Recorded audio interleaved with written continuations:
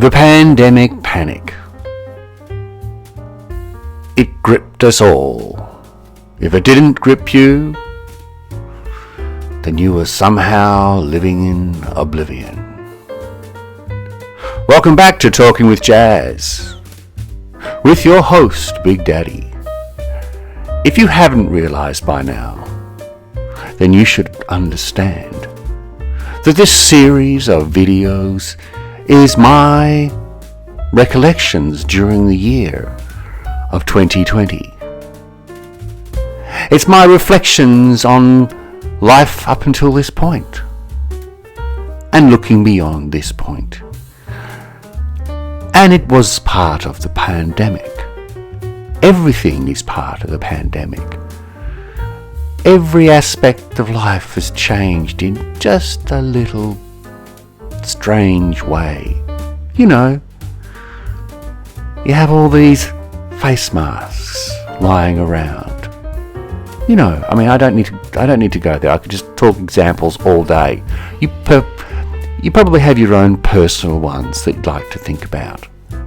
I have mine. I found the whole pandemic thing quite exciting because I knew I had to get ready. I had a bit of a heads up, which is quite weird. I was on holiday in January, and I rarely have holidays. But my dearly beloved was working in Western Australia, and we were staying at a beach house, which was fantastic. And it gave me a little bit of time to not worry about grass growing out of gutters and all that stuff that you have to worry about when you're at home in a country property and the endless maintenance that's required. So I could sit around and enjoy myself, looking at the sky and not looking at the sky. So I got my heads up from the guy who lived in Hong Kong, and he told me, and he told all these other people who were watching his YouTube channel about his planned journey to a place called Wuhan. Now, he was about to hop on the plane, and he got an urgent message from his cousin who he was visiting in Wuhan, who said, "Michael, don't come to Wuhan." He probably didn't call him Michael because they'd probably be speaking, you know, Cantonese or something, right? Anyway. They might have been speaking Mandarin too, but anyway, that's not the point. The urgent message from his cousin said, "Don't come to Wuhan. Something's happening. We do not know." Remember, there had been the disease. Everyone knew about it. There was things about bats and pangolins. We all learned about pangolins. That was kind of interesting too. But we thought that this was going to be another sort of SARS thing and it was never going to get out of China. Of course it did. You know, we all know the rest. That's not what we're talking about. But whilst I was following him, he became very excited about this whole thing and he started looking at it in detail. And because he could read Chinese, he could actually get a lot more information out much faster than a lot of Western media. And because he had cousins and so on living in Wuhan, he also had people on the spot who could tell him, and he was telling us what was going on. And, you know, quite frankly, he was ahead of the curve, and which meant whilst I was sitting there on my holiday, I was taking all this in and going, oh, this is quite serious, because at this stage they were talking about blocks of flats being locked up, about people being confined to their houses, about markets being closed, about things just disappearing, about people just disappearing, and graves, mass graves filling up. So when I came home to Mount Macedon, I was panicking. It was fun, and I thought it was fun, and I revved up everybody else, or tried to anyway, and sent them lists of things they needed to buy. Top of the list, as it turns out, toilet paper. Now at this stage there was no toilet paper shortage.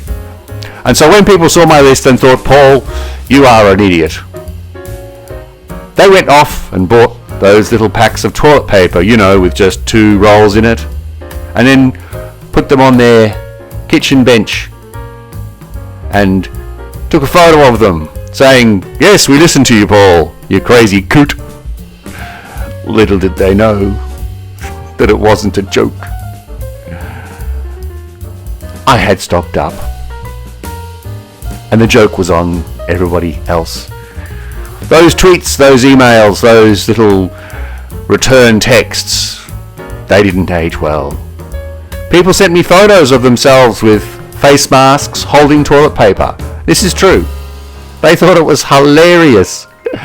At the same time, I was sort of laughing and saying, "Ha ha ha, why don't you take this seriously?" I took it very seriously. But it didn't really affect me.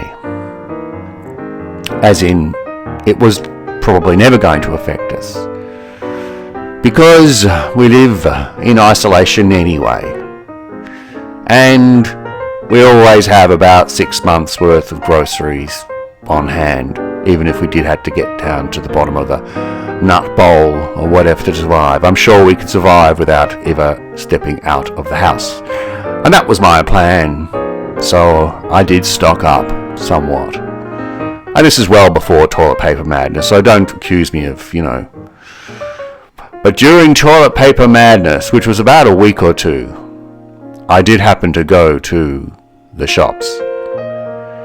And I realised there were people whose life was being impacted on this in a sad way, and they were not having as much fun as I was, and I was actually quite,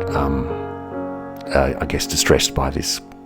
I was in the car park of a supermarket, an underground one, and I was just packing my car, and I did actually have just that last box, that last packet of toilet paper with me.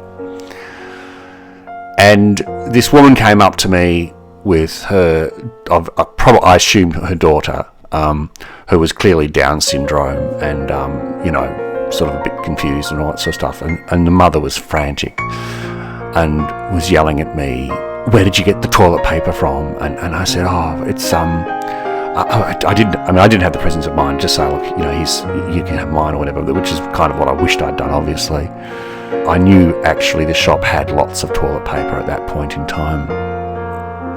And so I told her, go upstairs, Aldi, just, get there any way you can. And so there she was, and then my heart sank, and I felt, oh God, So I had to go back to Aldi anyway, so I popped the toilet paper out of the car and put it back into the trolley.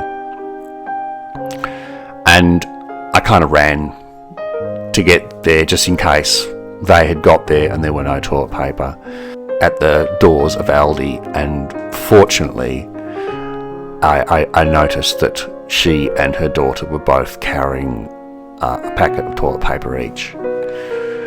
So I didn't bother sort of interacting with them. I'm sure they'll fine. And I put the trolley away and brought back the toilet paper with me. And but I did notice that the toilet paper was about to run out. It was one of those situations where had they been half an hour later, there probably would have not been any toilet paper. So, I know, toilet paper's not life or death, but I could see the panic, and I realised that this was affecting people asymmetrically. And if you were unfortunate and you did have issues and, you couldn't get your hand on the tissues, it was going to be a problem. Why don't you have a great day?